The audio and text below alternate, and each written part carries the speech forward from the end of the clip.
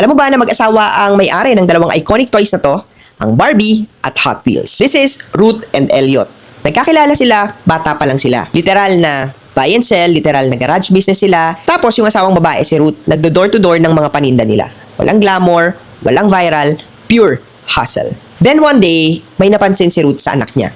Hindi siya interesado sa baby dolls. Instead, she was imagining the adult life. Career woman, fashion, independence. Doon pumasok ngayon yung tanong na hindi naiisip ng iba.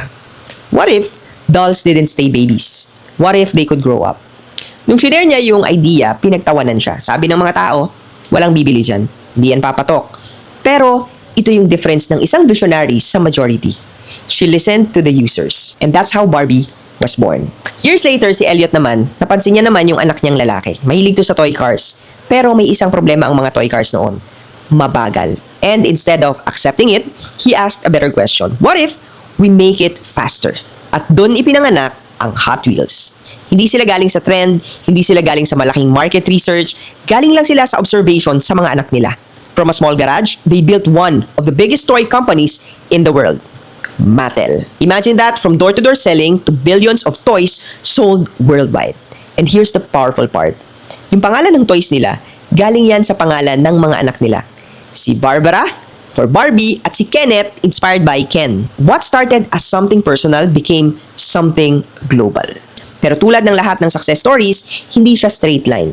At the peak of their success, nagkasakit si Ruth. So she had to step away from the company.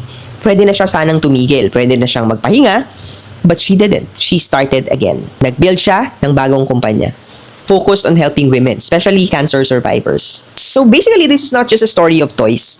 Hindi lang to about Barbie or Hot Wheels. What I want you to see here is that the best ideas don't always come from big meetings. Minsan, nanggagaling lang yan sa mga simpleng observation sa bahay mo, sa anak mo, and sa everyday life mo. At minsan, yung hinahanap mong next big opportunity, wala yan sa labas ng bahay mo.